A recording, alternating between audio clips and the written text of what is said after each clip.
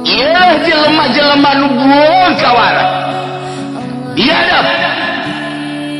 dilahirkeun nu ngalahirkeun Gusti Allah nu ngayakeun Gusti Allah hirup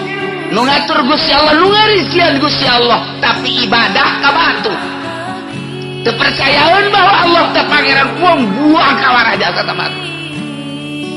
batu kunyana dicokot diukir nu sidakep anu sila anu nyekel pentungan dan lain sebagainya dibagus-bagus diteundeun di luhur di minyak seungitan di buhuran disembah-sembah oplon